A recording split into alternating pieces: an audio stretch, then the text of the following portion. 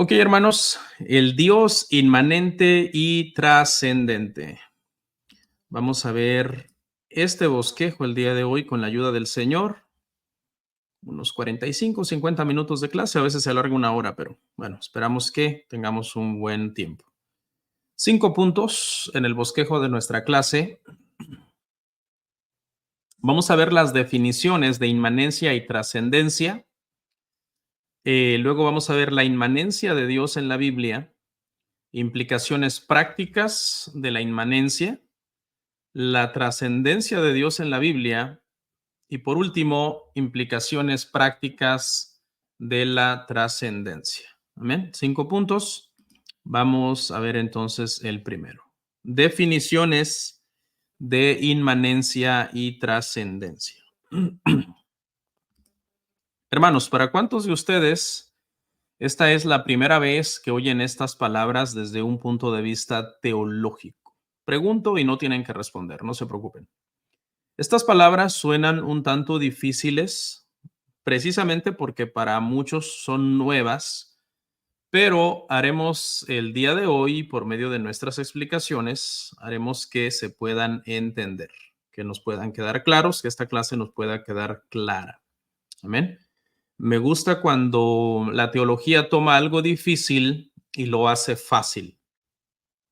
Espero poderlo lograr el día de hoy, porque de hecho eso es el concepto de un maestro que hace bien su trabajo. El concepto de un maestro que hace bien su trabajo es alguien que toma conceptos difíciles y los hace fáciles de entender.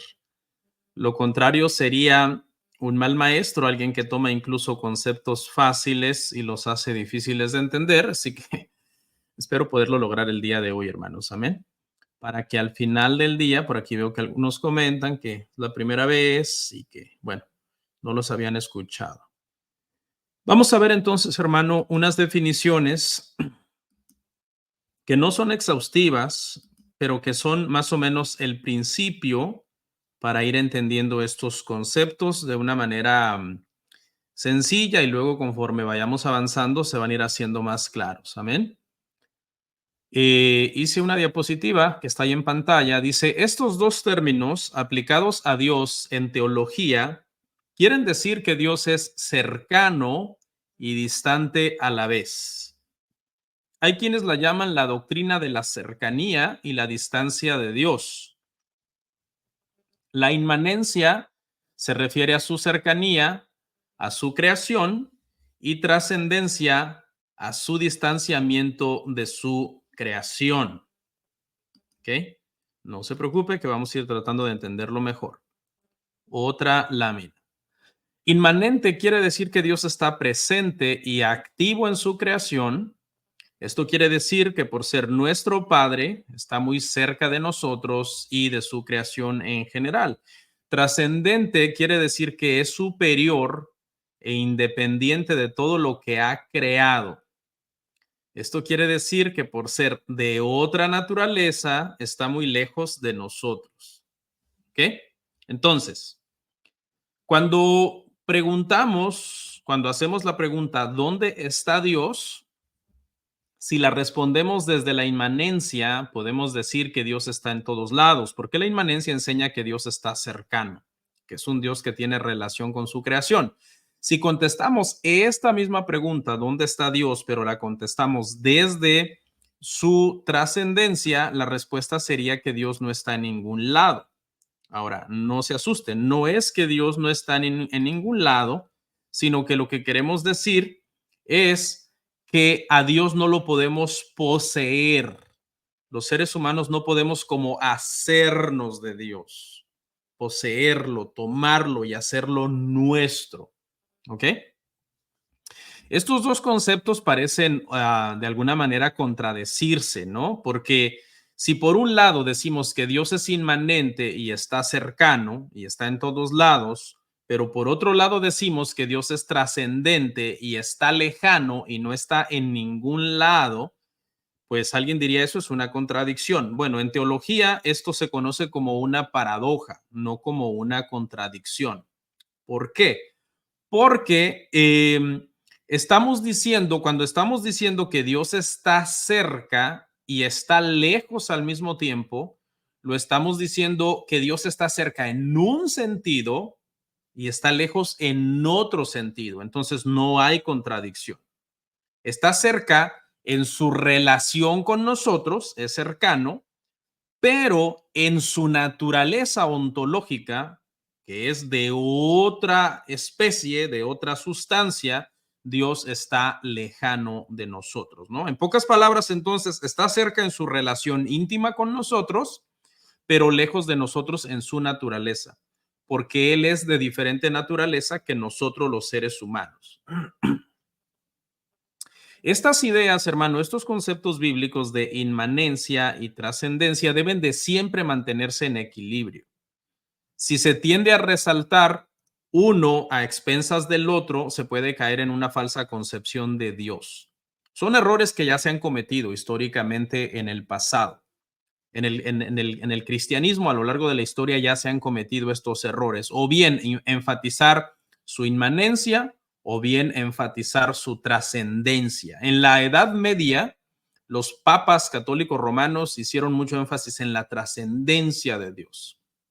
Como Dios es un Dios lejano, distante, se le pintaba algo así como un Dios del Olimpo, ¿no? Que están en un castillo con una túnica y una corona aquí de oro y que están muy ocupados en sus fiestas como para atender a los mortales, ¿no? De alguna manera esos conceptos se metieron un poco en la iglesia medieval, comenzaron a decirle prácticamente a los laicos que es como imposible llegar a Dios por ustedes mismos. Tendrían que, para llegar a ese Dios tan distante, tendrían que llegar por medio de nosotros, que somos los sacerdotes o los puentes para poder llegar a Dios en alguna manera.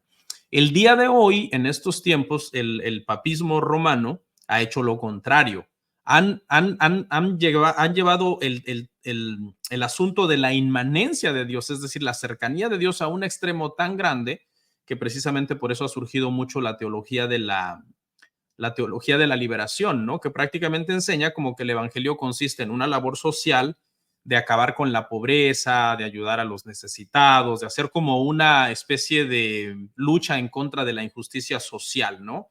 Y humanan muchísimo a Dios, ¿no? Los papas de hoy, por ejemplo, Francisco, su énfasis es más en la cuestión de los sentimientos, en amar a la gente, en que todo mundo puede ir al cielo, ¿no? Entonces se está haciendo prácticamente un énfasis en la inmanencia a expensas de la trascendencia. Entonces, dijimos que lo ideal, hermano, en estos asuntos es mantener el equilibrio. Cuando enfatizamos sobremanera, por ejemplo, la inmanencia, Dios se convierte prácticamente en un fin que los hombres van a usar con tal de lograr sus aspiraciones personales, ¿no? Algo así como un Dios sirviente de la humanidad que va a cumplir sus deseos a la humanidad. Eso es enfatizar la inmanencia. Dios está aquí y ahora, Dios está aquí porque no es feliz sin mí y está aquí para hacer todo lo que yo le diga. Énfasis extremo en la inmanencia. El otro lado es hacer un énfasis extremo en la trascendencia, como decía yo hace un rato, y pintar a Dios entonces como un ser inalcanzable. El perfecto equilibrio, hermanos, es afirmar ambas verdades. Dios es inmanente, es decir, es cercano a su creación, en su relación con las personas, pero también Dios es trascendente, es decir, es muy lejano de su creación, muy separado de su creación, porque Dios es de otra naturaleza. En resumen, en este punto, hermano, lo que estamos viendo entonces es inmanente, Dios es íntimo con el hombre, está al cuidado de su creación, y trascendente, Dios es trascendente porque Él creó todas las cosas, por lo tanto, Él es superior a todas las cosas, es independiente de todas las cosas, Él sustenta todo lo que creó, pero a Él nadie lo sustenta. Él está por fuera del entendimiento humano, materia, espacio, tiempo, en el sentido como nosotros lo entendemos, Él está fuera de esas dimensiones. ¿Ok? Aquí es bien importante, quiero hacer una aclaración aquí, hermano, porque acuérdese que esta materia se llama teología propia, ¿no? Proper theology o lo que se conoce como la doctrina de Dios. Y quiero hacer una aclaración. Estos dos aspectos de Dios no son atributos de Dios, hermanos. ¿Ok? No son atributos de Dios. Más bien son una especie de conceptos que tienen que ver con los distintos atributos de Dios. Amén. Por ejemplo, le doy un ejemplo.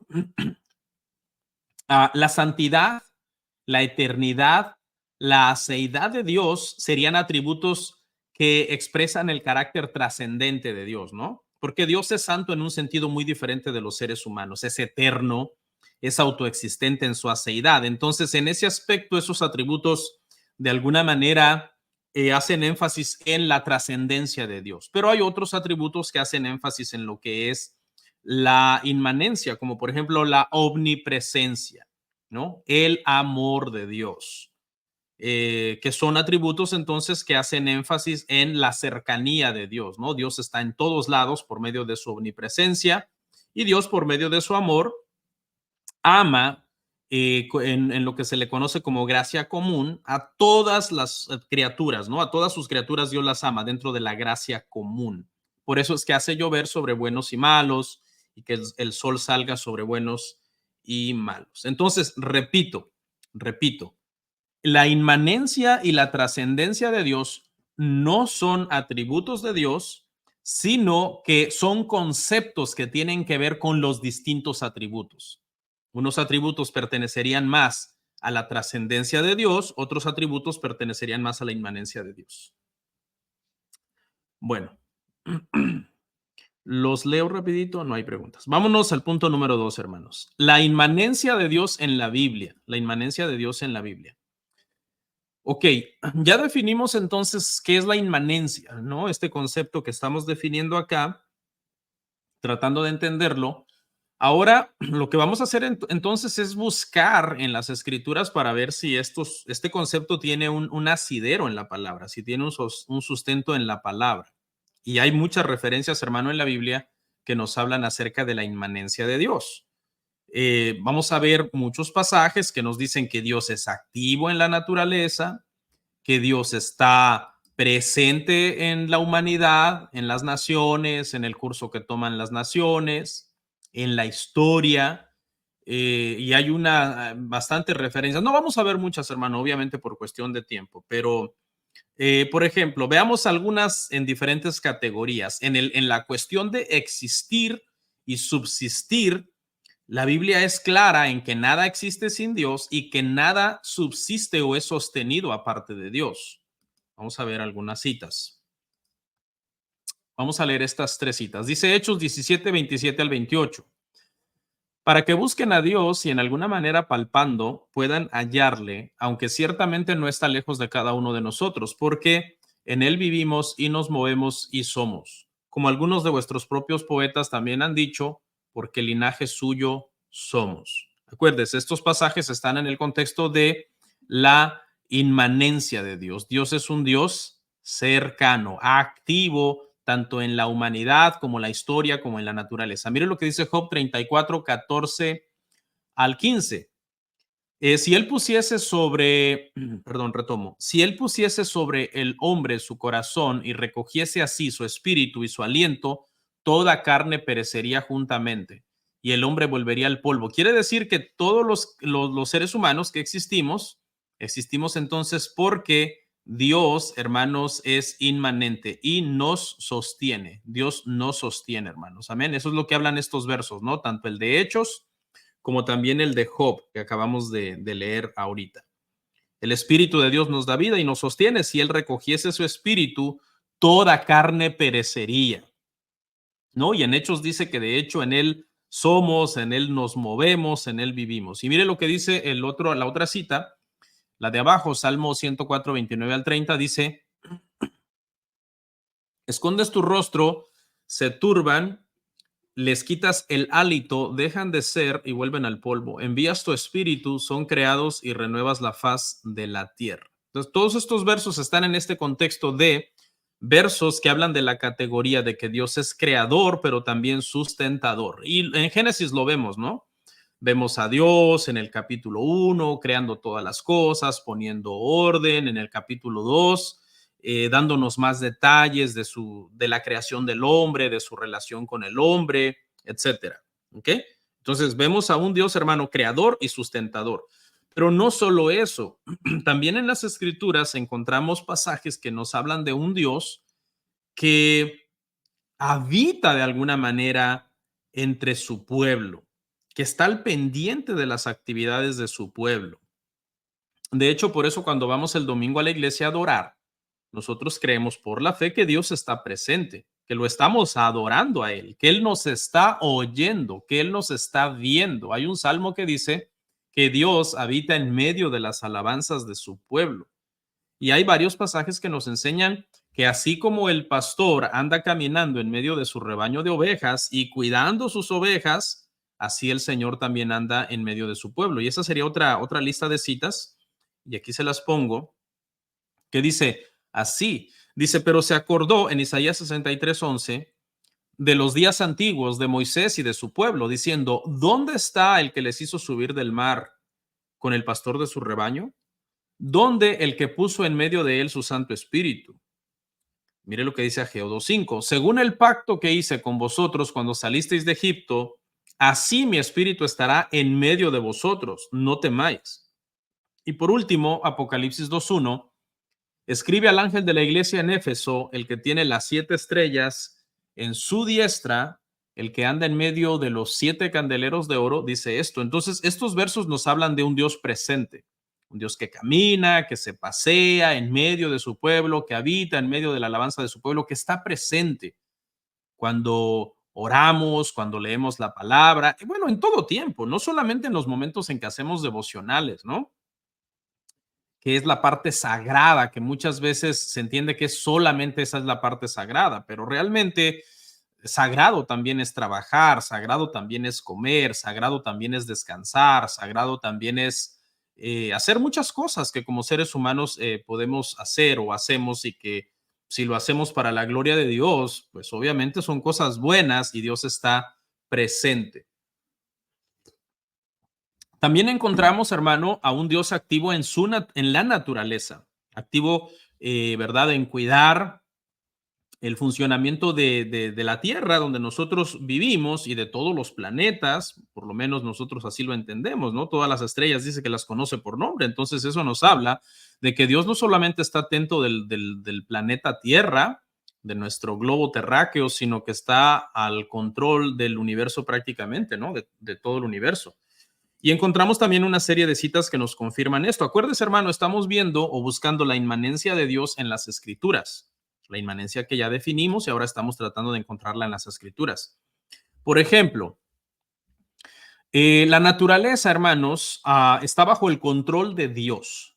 Eso es lo que nosotros entendemos por las escrituras. Todo lo que sucede cuando el sol sale, o cuando se nubla, o cuando hace viento, o cuando no hace viento, o cuando hace frío, cuando hace calor, la flora, ¿verdad? La vegetación, el nacimiento y la multiplicación de árboles, de bosques, el origen de volcanes, los ríos, cómo trabaja incluso el mar dice la Biblia que Dios le ha puesto límite, algunas veces lo saca de su cauce para castigar a los pueblos y lo hace que salga de ese límite en lo que nosotros conocemos como un tsunami, ¿no?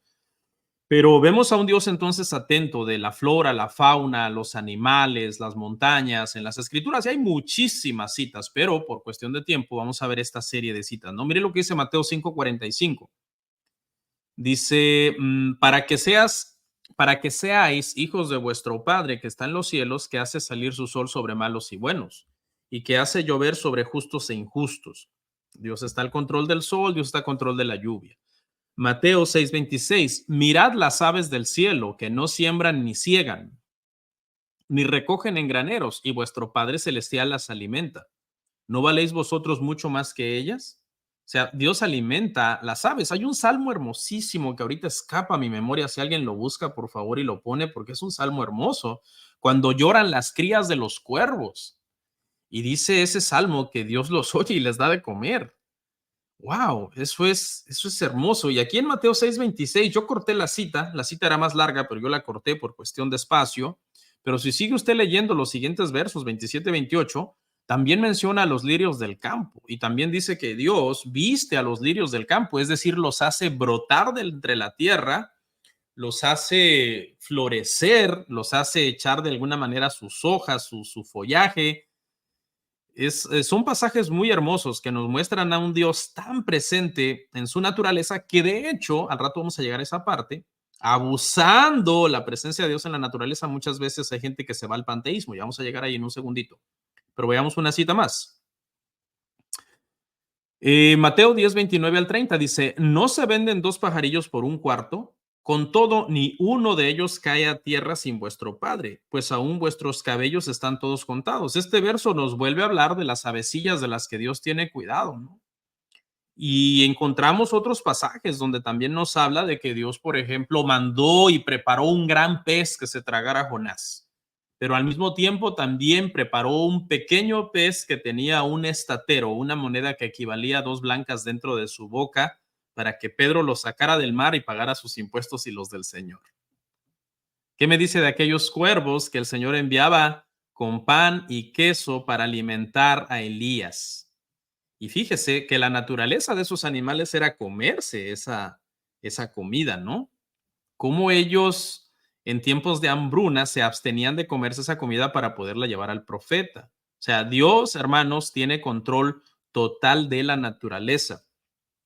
Estos pasajes, hermanos, que acabamos de ver, nos hacen un énfasis entonces en la actividad dentro de los patrones regulares de la naturaleza, y que nosotros, hay gente que pudiera como de alguna manera atribuir a la madre naturaleza, ¿no? La Pachamama, como dicen por ahí algunos, la religión de la Pachamama.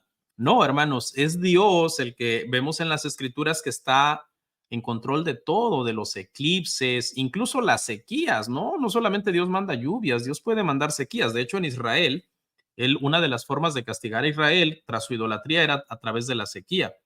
Me están poniendo ahí las citas, pero no me están, o sea, no me están poniendo lo que dice la cita. Salmo 147:9, Job 38:41. Pero está bien, no hay ningún problema. Entonces, hermanos, Dios no solamente obra, ¿verdad?, en la naturaleza, Dios también obra en las decisiones de las naciones, ¿no? Dios está al pendiente de todo, Dios pone reyes, Dios quita reyes, las instituciones humanas que de repente se levantan para, por ejemplo, ¿usted cree que Dios está detrás de una organización no cristiana, pero que está en contra del aborto? Claro, Dios está detrás de esa organización, aunque no sea necesariamente cristiana. ¿Usted cree que Dios está detrás de una organización que se dedica a ayudar a los pobres, ¿no? A darle ropa a los pobres? Claro, Dios está detrás de esa organización porque Dios está cercano a la naturaleza, está al pendiente de todas las cosas, todos los movimientos humanos. Amén. Ahora, aquí, hermanos, quiero hacer una aclaración y no se preocupe si esta parte no la entiende mucho, traté de ser lo más claro posible, pero hay que tener cuidado con abusar de la inmanencia. Ya dijimos, ya dije yo hace rato algunas cosas que pueden llevar a error en la inmanencia a la hora de hacer a Dios tan humano y tan cercano que se le pone como al servicio del ser humano. Pero hay otro error, y es el error, hermano, del panteísmo. Porque cuando vemos la inmanencia, hermano, vemos a un Dios tan metido en la naturaleza que el panteísmo llegó a la conclusión entonces que todo lo que vemos es Dios. Dios es un árbol, Dios es el mar, Dios son las estrellas, Dios son las piedras. De hecho, en los primeros tiempos del Imperio Romano, el Imperio Romano creía que el sol era Dios. Literalmente decían, esa luz que está ahí, eso es Dios. Y esta sería una inmanencia llevada al extremo y es peligrosa porque el panteísmo no es cristiano. El panteísmo es anticristiano y espero poder probar eso. Acuérdense, panteísmo, pan significa todo y teísmo significa Dios. Entonces, panteísmo es esta palabra que quiere decir que todo es Dios y que Dios es todo. ¿Ok? Hay que tener mucho cuidado con esto. El panteísmo enseña que lo que vemos entonces es Dios. Y sí, Dios está muy relacionado con su naturaleza, ¿verdad? Dios está intrincado con su naturaleza de una manera bien especial, ¿ok? Pero Dios puede ser independiente de la naturaleza y es independiente de la naturaleza porque Dios es, dijimos en su trascendencia, independiente de la naturaleza. Entonces, quise, hermanos, traerles unas ecuaciones para hacer diferencia entre panteísmo e inmanencia. A mí me costó mucho entender estos conceptos hace muchos años cuando comencé a estudiarlos. Y cuando estaba haciendo este estudio, me parece que fue esta semana, y estaba yo estudiando un poco más a fondo estos conceptos, de alguna manera a mi mente el poderlo ilustrar por medio de dos ecuaciones. Yo creo que estas dos ecuaciones nos ayudarían a entender un poco más la diferencia entre panteísmo e inmanencia.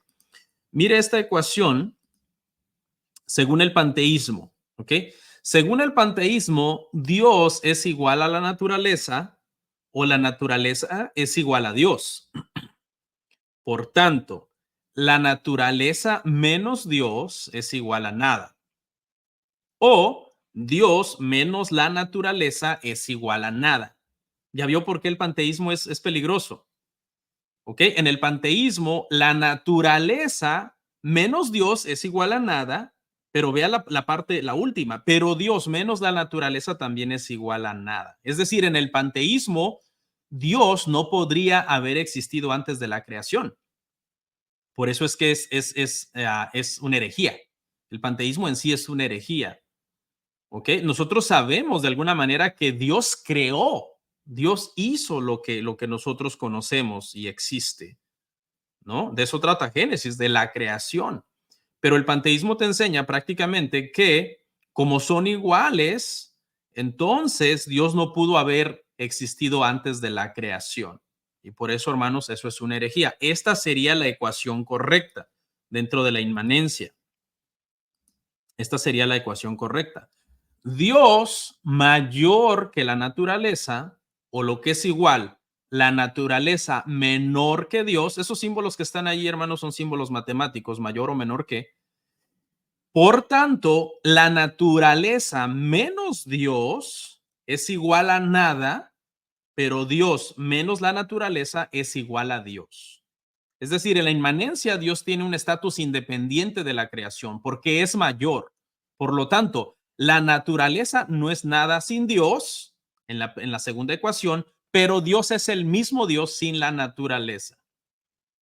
Y si esta es la primera vez que está escuchando estos conceptos sobre el panteísmo, no trate de entenderlos exhaustivamente, por lo menos aprenda que existen y trate de seguirlos estudiando más a fondo. Amén. Para que le pueda seguir entonces entendiendo un poco más estos conceptos y especialmente estas ecuaciones, ¿no? Y bueno, entonces, para terminar este punto, hermano, que es el punto número 2, donde estamos viendo a Dios, estamos viendo la inmanencia de Dios en la Biblia. En resumen, Dios está presente en el, no sé, desde cuando una mujer se embaraza, Dios está presente ahí. Mi embrión vieron tus ojos, dijo el rey David, ¿no? Cuando ese niño nace, el alumbramiento de ese bebé, Dios está presente. Dios está presente en el clima, Dios está presente en las elecciones políticas, Dios está pendiente, como dice Hebreos 2, que todo lo sostiene el Señor. Dios está pendiente entonces de que los planetas se mantengan en su órbita, la Tierra gire en ese eje de 23 grados de inclinación, etcétera. Por aquí me pusieron la cita. Ah, pero sin versículo. ¿Quién prepara al cuervo su alimento cuando sus polluelos claman a Dios y andan errantes por falta de comida? Me parece que este es Job, ¿no? Pero bueno, ok.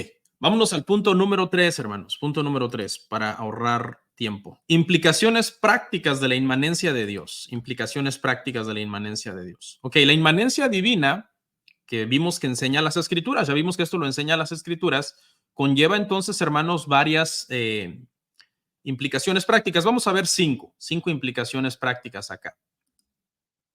Ahí se las puse todas en una sola laminita, perdón, pero no quise hacer tantas láminas. Primera implicación práctica, Dios no está limitado a obrar directamente para cumplir sus propósitos. Ponga atención, Dios no está limitado a obrar directamente para cumplir sus propósitos. Dios puede obrar por medio de medios secundarios, valga la redundancia, y aún así esos medios secundarios no están actuando independientemente, sino que están bajo el control de Dios, porque Dios es un Dios cercano y pendiente de todo lo que pasa en la naturaleza, en su creación. Entonces, le voy a dar un ejemplo acá. Nosotros podemos orar por una persona y Dios le puede sanar, ¿verdad que sí? Claro, porque Dios es poderoso, es soberano, Él hace como Él quiere, ¿ok? Eso es Dios obrando de alguna manera, por decir algo, directa. Pero también, hermanos, dentro de la inmanencia se entiende que Dios puede obrar a través de un médico y de la medicina, que ese conocimiento, esa habilidad que tenga un médico, hermanos, también no es fuera de Dios, porque Dios es un Dios presente e inmanente. El hombre no puede hacer nada sin Dios. Entonces, también Dios puede curar a ese paciente, a ese enfermo, por medio de este medio secundario. Entonces, vea cómo dice el punto número 1 dentro de la inmanencia. Dios no está limitado a obrar directamente para cumplir sus propósitos. ¿Ok? La medicina es parte entonces de la revelación general de Dios. El doctor sería entonces un canal que Dios está usando para sanar a esa persona.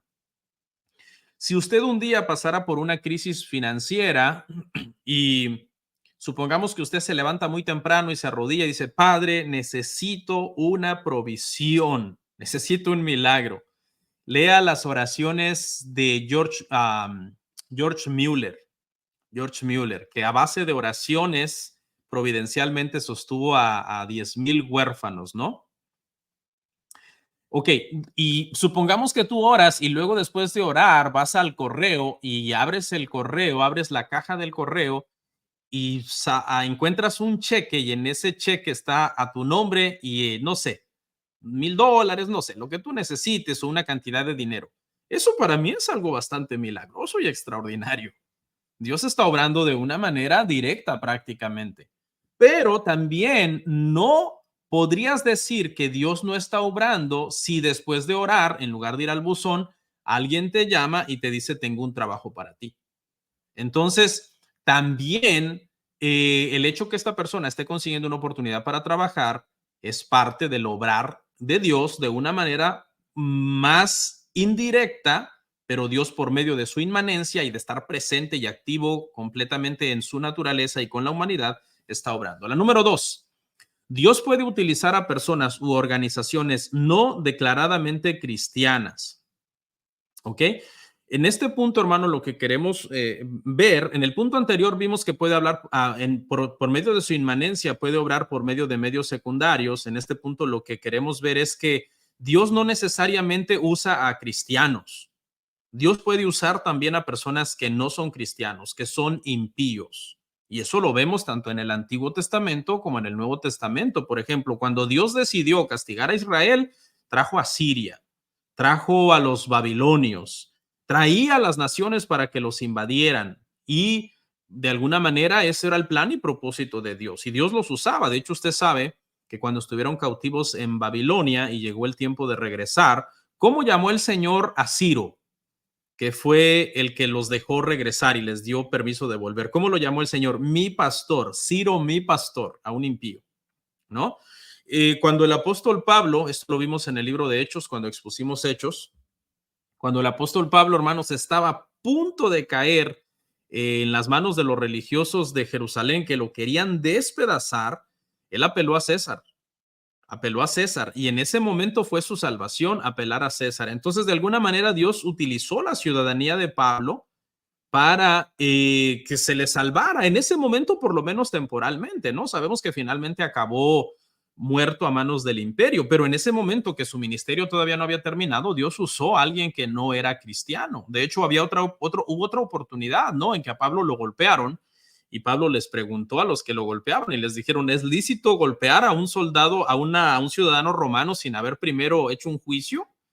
Y dice que se asustaron mucho y lo soltaron. Entonces Dios utiliza también este tipo, hermano, de organizaciones que no son declaradamente cristianos, ¿ok? Puede utilizar organizaciones completamente seculares. Eso no quiere decir que estas personas son salvos, ¿verdad?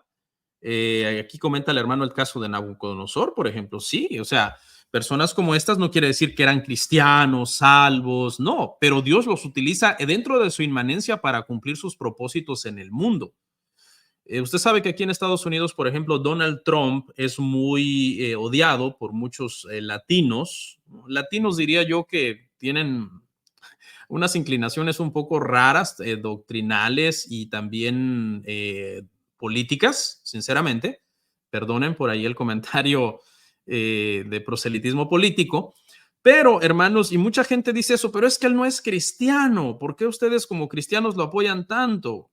Bueno, en primer lugar, a mí no me consta que sea cristiano o no, porque nosotros no conocemos el corazón, solamente podemos ver los frutos.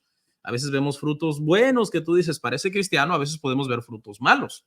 Acuérdense que los cristianos no todos sus frutos son buenos siempre. ¿Ok?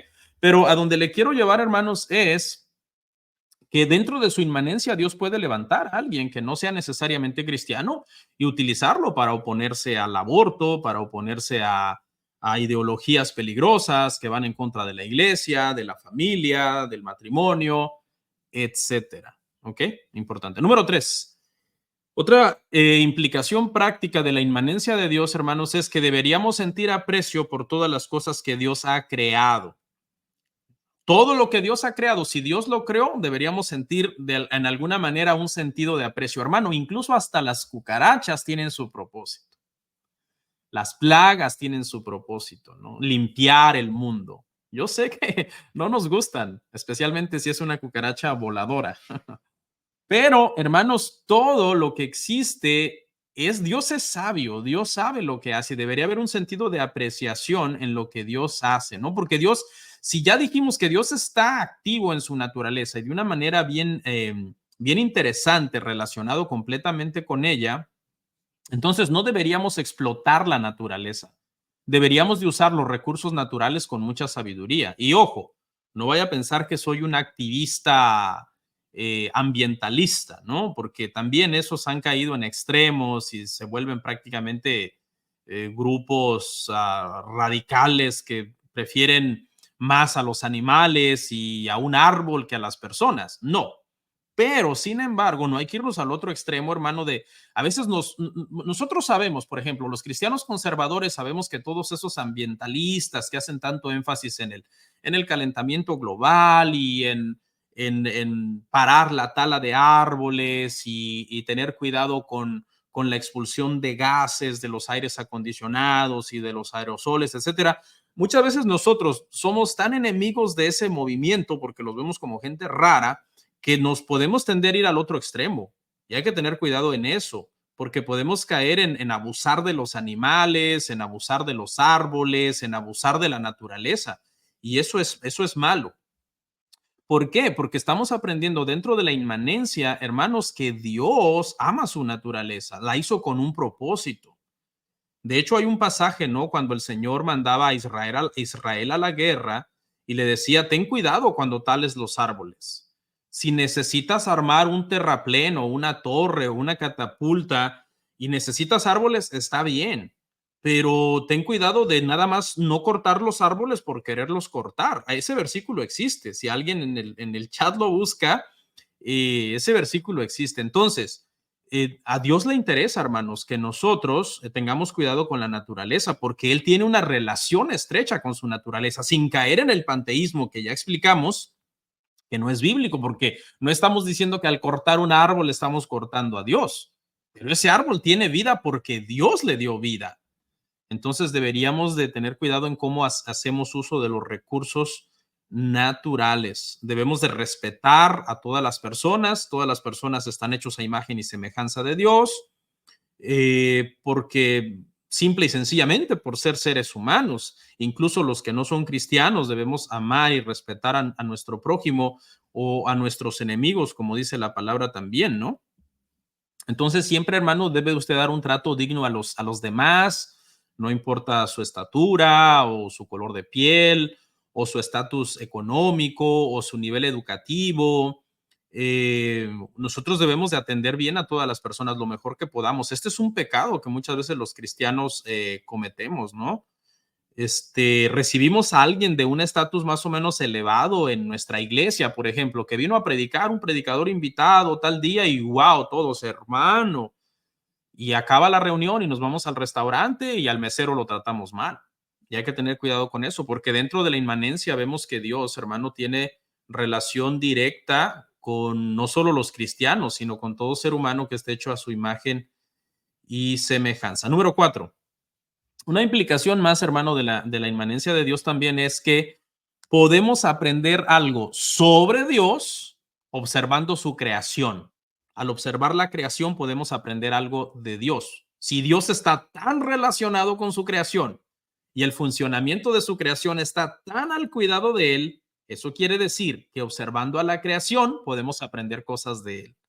Todo lo que existe ha sido creado por él habita activamente en ello, y esto nos daría entonces algunas pistas, ¿no? El comportamiento del universo, el comportamiento de la naturaleza nos puede llevar a un mediano entendimiento de cómo es Dios, ¿no? Por ejemplo, ¿nosotros podemos observar patrones, hermanos, en la naturaleza? Sí, podemos observar patrones, podemos observar lógica, podemos observar leyes, podemos observar orden. Por ejemplo, la gravedad es una ley, ¿no? Si algo lo lanzo de aquí por la ventana, yo estoy en un segundo piso y lo saco mi mano y lo suelto al vacío, va a caer. Es una ley, ¿no? El ciclo del agua es predecible.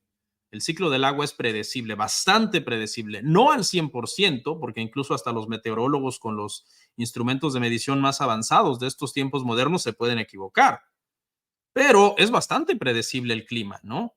Eh, el clima, por ejemplo, yo sé que aquí en Georgia, bueno, en Georgia llueve todo el año, pero tiene sus meses que llueve más, ¿no? Que son los tiempos de agua, dirían allá en mi rancho, los tiempos de agua, ¿ok? Y uno sabe que en verano hace calor y en invierno hace frío. Ahorita ya viene una de las épocas más hermosas del año, que es el otoño, ¿no? Aquí en Georgia, hermanos, el otoño es hermosísimo, ¿ok? Y es predecible, entonces las estaciones son predecibles, el ciclo del agua es predecible, el agua se evapora, el agua se condensa, el agua se precipita, el agua llega a los ríos, el agua se evapora y se repite el ciclo.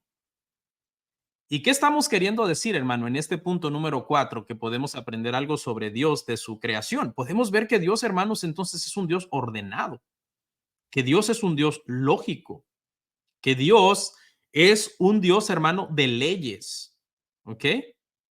Eso es lo que podemos observar, ¿no? Al observar la naturaleza, podemos observar el carácter de Dios, cómo es Dios. Y número cinco, hermanos, esta implicación práctica, la inmanencia de Dios significa que hay puntos en los que el evangelio puede contactar con el no creyente.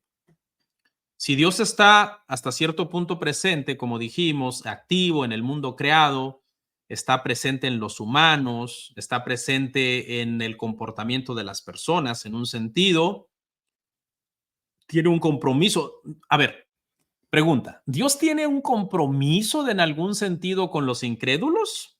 En algún sentido sí, porque son sus criaturas. De hecho, mañana viernes, ¿verdad? 4 de octubre. Muchos incrédulos van a abrir los ojos y van a estar vivos. ¿Y sabe por qué es? Porque Dios los sostiene, porque Dios les da vida. Amén. Entonces, aún hermano, en los incrédulos hay una reminiscencia en algún sentido de Dios. De hecho, acuérdese que Romanos, cuando vimos Romanos y estuvimos explicando Romanos, dijimos que en sí el hombre en sus adentros sabe que hay Dios, pero tratan de detener con su injusticia la verdad del conocimiento de Dios. Entonces nosotros, dentro de esta inmanencia, en el punto número 5, podemos de alguna manera sacar una ventaja evangelísticamente para decir, esta persona es una criatura. Y si es una criatura, hay algo de Dios en esta persona. Así que algún punto de su vida, alguna fibra de su vida, yo podría sensibilizar por medio del mensaje del Evangelio. Bueno, no yo, porque es el Espíritu Santo el que hace la obra, pero nosotros somos de alguna manera los medios secundarios y Dios usa también medios secundarios para hacer su obra. Este punto me gustó muchísimo, especialmente dentro de las implicaciones de la inmanencia. ¿Podemos ir a hablarle a los no creyentes de Cristo y del Evangelio, invitarlos a la iglesia y sentirnos contentos sabiendo de que hay algo dentro de ellos de Dios? Incluso aunque nos rechacen, sabemos que son criaturas que deberíamos de amar y no tratar mal. ¿Ok? Y que Dios es el que salva. Número 4, hermanos.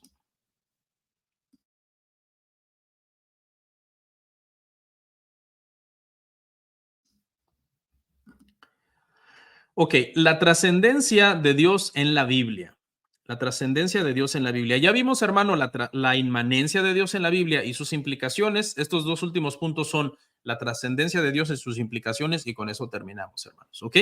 Entonces, aquí lo que vamos a ver, hermanos, es que si lo que dijimos al definir trascendencia y que enseñamos que Dios está separado y es independiente de la naturaleza y de la humanidad, entonces deberíamos de encontrar en las escrituras pasajes que nos hablan de eso, de que Dios es metafísicamente, ontológicamente y por naturaleza un ser distinto y que es en ese aspecto que Dios está lejano de nosotros, lejano, porque es de otra naturaleza. Y había muchos pasajes, hermano, en este punto, pero por cuestión de tiempo y de espacio en los PowerPoints que se pueden volver bien pesados, quise entonces simple y sencillamente traer 3 citas al respecto. Y son estas.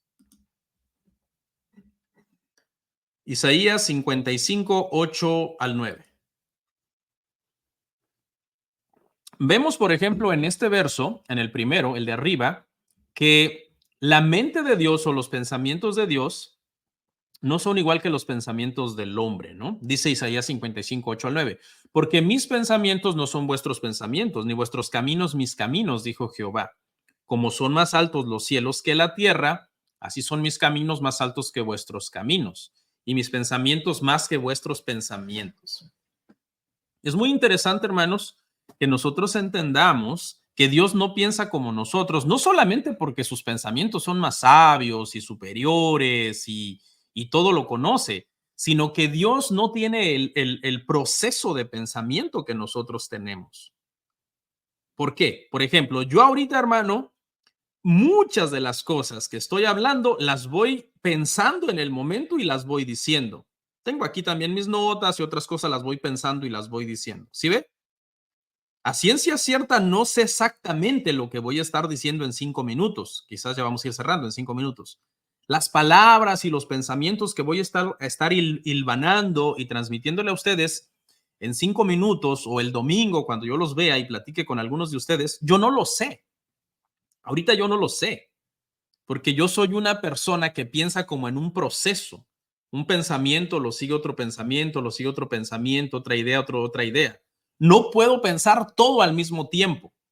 Y los teólogos enseñan, hermano, en el campo, en este campo, que no voy a entrar, pero solamente se lo dejo ahí como un esbozo y usted puede estudiar más, es que Dios no piensa en un proceso porque Dios es Dios. Dios lo sabe todo al mismo tiempo y en todos los sentidos. Es algo que obviamente rebasa nuestro entendimiento. ¿Ok? Dios no piensa en un proceso, lo sabe todo de un solo, dirían los hondureños. Lo sabe todo en una sola toma, lo sabe todo. Eso es dificilísimo de que nosotros lo entendamos. No lo podemos comprender. Para que Dios conozca pasado, presente, futuro y no lo esté pensando. Yo sé que hay muchos versos que hablan de que Dios piensa y dieran a entender que es un proceso, pero acuérdense que ya hablamos de la impasibilidad de Dios, que ya hablamos de que Dios no tiene sentimientos como nosotros, de que Dios no es un Dios que de repente alguien hizo algo y Dios se emociona y dice, ay, me va a dar una crisis nerviosa porque David cometió adulterio con Betsabé y eso yo no lo sabía. ¿No? Para empezar, sus emociones no cambian por eso, porque Dios es impasible, pero también sus pensamientos no cambian. No es que Dios está aprendiendo nuevos pensamientos de algo. Entonces, sí ve, ya empezando desde aquí, hermanos, Dios es muy lejano de nosotros en ese sentido, en cómo Él funciona como un ser sabio y todopoderoso y soberano. Mire lo que dice, eso por la parte, el verso de arriba, por la parte de cómo Dios piensa. ¿No? Que si somos bien estrictos, podríamos decir entonces, analizando el concepto que yo les estaba diciendo, podríamos decir entonces que en sí Dios no piensa,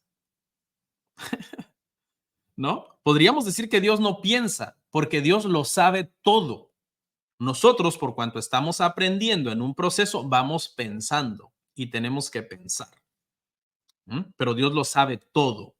Se podría decir entonces en un sentido que Dios no piensa, por decirlo así. No me vaya a malinterpretar, ¿ok? Porque yo sé que hay versos que nos hablan de que Dios piensa y no estamos contradiciendo esos versos, ¿ok? Pero, ¿se acuerda cuando hablamos de la misericordia dentro de la impasibilidad de Dios? Que dijimos que Dios en sí, aunque hay versos que dicen que Dios es misericordioso, no es misericordioso en el sentido que nosotros somos misericordiosos, porque a nosotros se nos tiene que mover a misericordia. Dios no es misericordioso, Dios es la misericordia. ¿Ok? Pero bueno, pasemos a estos dos versos finales, que son los versos entonces de dónde habita Dios.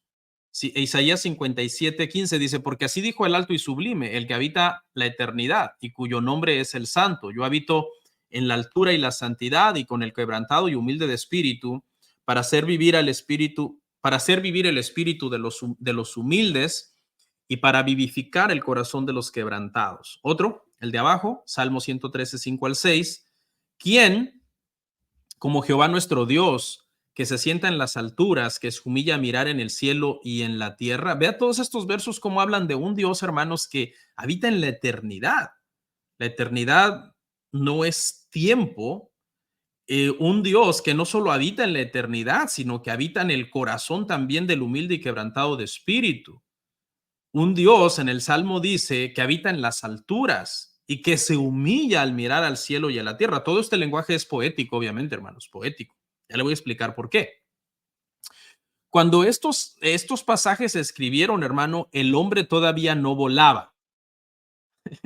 Y no es que el hombre ya vuela por sus propios medios, pero el hombre ya vuela por medios secundarios, como un avión, un helicóptero, un cohete espacial, etcétera. Es decir, el hombre ya vuela. No tenemos alas, no es que nos salieron alas y ya volamos, pero ahora ya el hombre puede andar en las alturas.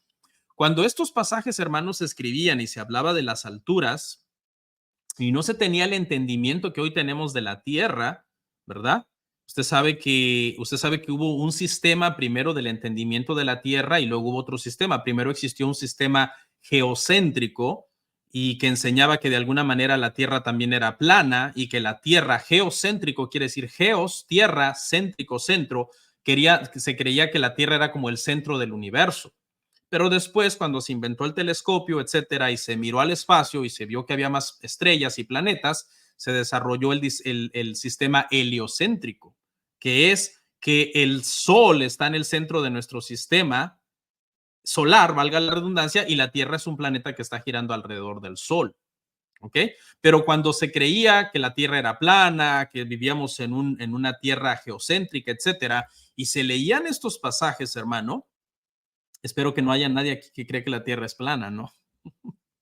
Ya di un tema, hermano, refutando con versículos bíblicos esa creencia, por si hay alguien por ahí. Pero bueno, a donde lo quiero llevar, hermano, es que obviamente, hermano, estas imágenes espaciales que se piensa que Dios está arriba, que lo más alto es más sublime que lo más bajo, eh, todas esas cosas, hermano, en el día de hoy ya no se entienden de esa manera, como se entendían en ese sentido. Ojo, no estoy diciendo que la Biblia está mintiendo, todo este lenguaje es poético. Lo que estoy diciendo es que cuando la gente leía estos pasajes y pensaban en dónde está Dios, pues había un problema de alguna manera, ¿no? ¿Por qué? Porque estas referencias de arriba hacían pensar a las personas que arriba era simplemente arriba y punto. Y hoy nosotros sabemos que arriba para Estados Unidos, por ejemplo, yo estoy en Estados Unidos, arriba es allá para Estados Unidos. Pero si usted ve un mapa, un globo terráqueo, Australia está detrás de Estados Unidos y para ellos arriba es para allá. Entonces, nada más para explicar eso, hermanos, que en pocas palabras, la trascendencia de Dios, hermano, que habla de que Dios es de otra naturaleza y que habita en otro lugar, no quiere decir que Dios habita como allá arriba necesariamente, ¿no? No podemos medir a Dios utilizando estos términos de dimensiones verticales, ¿no? Arriba y abajo. No, Dios no está como en ciertas coordenadas. Si alguien dijera, dame las coordenadas para llegar donde está Dios, Dios no habita en ciertas coordenadas. Tampoco dependemos de hacer un viaje interespacial para poder llegar a donde está Dios, ¿no? Un viaje muy lejano, serían años luz, diría la ciencia, ¿no? que es, me parece, recorrer 300,000 kilómetros por segundo.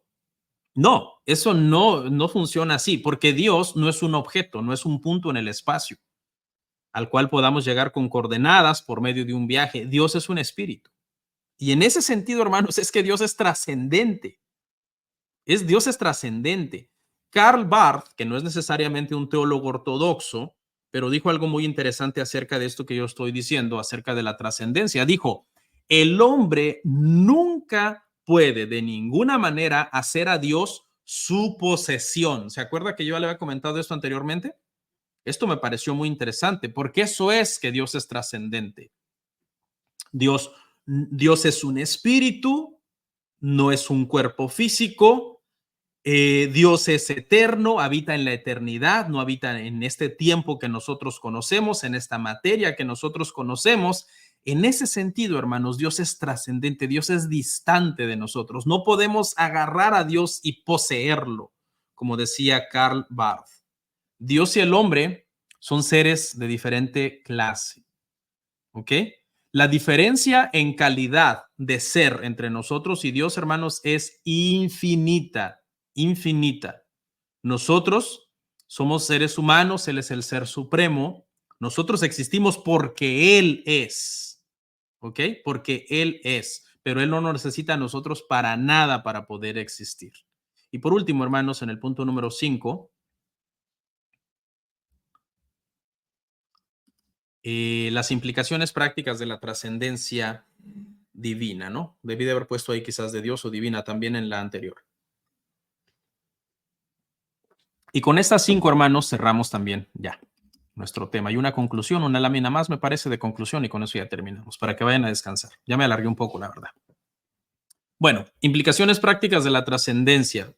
Vimos 5 para la inmanencia, ahora veamos 5 para la trascendencia. Número 1, hay algo más grande que los humanos, ¿ok? Mucha gente cree, hermano, que la humanidad es lo mejor del universo, pero no es así, hermanos. El ser humano no es en sí los estándares por los que se deberían de vivir, los estándares para lo que es verdad, no es el ser humano, el estándar para lo que realmente vale no es del ser humano, todo lo que es bueno, lo que es verdad, lo que determina qué es realmente importante en este mundo, no debería de ser la opinión de nosotros como personas, hermano. ¿Ok? Muchas personas creen que el hombre es de alguna manera el ser más evolucionado, ¿no? Acá en la Tierra, pero realmente el valor de la humanidad no tiene nada que ver con una especie de adaptación que el hombre haya logrado o evolución. No, nuestro valor, hermano, se basa simple y sencillamente en que nosotros fuimos hechos a imagen y semejanza de Dios según la Escritura. ¿Ok? Lo que nosotros pensemos en sí de nosotros mismos no es lo que nos define, lo que realmente valemos. El valor nuestro no depende de lo que nosotros pensemos de nosotros mismos, ¿no? Sino de la imagen del Dios vivo. Él nos da valor. ¿Ok? Dios entonces es por sobre los seres humanos. En la implicación número 2, Dios nunca puede ser capturado totalmente en conceptos humanos. ¿Ok? Esto significa que todas nuestras ideas doctrinales, por muy ortodoxas que sean y por muy correctas que sean, que las hayamos analizado y revisado, etcétera, en sí no abarcan todo el concepto de lo que es Dios. No abarcamos todo el concepto de lo que es Dios porque por eso Dios es trascendente. ¿Ok? Dios no está limitado a nuestro entendimiento de él. Acuérdese, nuestra mente es muy finita. Nuestro entendimiento, nuestros pensamientos, cómo vamos aprendiendo poco a poco, unos saben más, otros saben menos. Dios no puede depender de eso, ¿no? Dios es. No lo podemos nosotros capturar o llegar a entender completamente. Eso sería reducir a Dios. Número 3, nuestra salvación no es un logro nuestro. La comunión con Dios no se consigue con nuestros medios, de cómo nosotros querramos acercarnos a Él. Eso es imposible. Ah, de alguna manera, todo lo que sabemos de Dios lo sabemos porque Él lo ha revelado. Nadie ha descubierto algo. Ningún hombre podría jactarse de decir, yo descubrí algo que Dios quiere para mi salvación. No. Sí, pastor, yo lo descubrí porque abrí la Biblia y lo encontré. Sí, pero porque Dios lo reveló. ¿Ok? Todo lo que es comunión con Dios, salvación, es un don. Es un don que Dios nos concede a nosotros. Número 3, siempre habrá una diferencia entre Dios y los seres humanos. La brecha, hermanos, entre nosotros, como estuvimos diciendo, no solamente se debe a que moral y espiritualmente fuimos afectados por la caída, ¿no? Alguien diría, no, la caída nos vino a afectar. No, eso no tiene nada que ver. Ya desde antes de la caída, Dios y Adán eran completamente diferentes. Incluso cuando seamos glorificados, hermano, seguiremos siendo simplemente seres humanos glorificados. Nunca seremos Dios. No le crean por ahí a ciertos pastores. Él siempre será Dios, nosotros siempre seremos humanos y así será. Dios, hermanos, cuando nosotros estemos con Él, Dios seguirá siendo trascendente a nosotros. ¿Ok?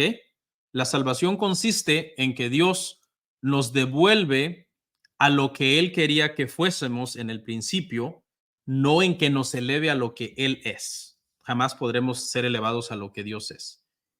Y por último, hermanos, en la número 5, la reverencia es necesaria en nuestra relación con Dios. ¿Ok? Debemos siempre, hermanos, cuando nos acercamos a Dios en oración, en adoración, en alabanza, a buscarle en comunión, no se olvide que Dios es trascendente, que es un ser de otra naturaleza. Sí, es nuestro Padre, está al cuidado de nosotros, tiene contados nuestros cabellos, especialmente cuando ya se nos está cayendo. Le es más fácil. No le es más fácil, hermanos, porque Él es Dios. Pero, hermanos, no crucemos el límite de una familiaridad en donde tratemos a Dios como un igual. ¿Ok? Dios es Dios. Dios es Dios. Debemos someter todas nuestras oraciones a que se haga tu voluntad. Debemos adorarle sabiendo que Él es santo. ¿Cómo empieza el Padre nuestro? Padre nuestro que estás en el cielo. Para orar el Padre Nuestro, así es porque tenemos los pies en la tierra. Tú estás en el cielo, nosotros en la tierra. Santificado sea tu nombre. Ok, hermanos, muy importante en este punto número 5. Y por último, hermanos, les hice una laminita de conclusión y con eso vamos a ir cerrando. Dice así. Aunque Dios nunca está completamente a nuestro alcance, ya que está mucho más allá de nuestras ideas y formas, siempre está disponible para nosotros cuando nos volvemos hacia Él en sinceridad. ¿Qué, hermanos? El Dios inmanente está cercano, atento a su creación, pero al mismo tiempo el Dios trascendente es ontológicamente hablando de otra naturaleza. Por tanto, en ese sentido, estamos lejos de Él. En conclusión y en resumen, entonces, hermano, acuérdese, la inmanencia y la trascendencia de Dios no son atributos, sino que son formas en que se manifiestan más unos atributos en un sentido y menos otros atributos en ese sentido, pero más otros atributos en un sentido y menos otros atributos en ese otro sentido. No hay contradicción, hermanos. Dios está cercano a nosotros en un sentido de relación y lejano de nosotros en un sentido de naturaleza. Y con eso, hermanos, terminamos.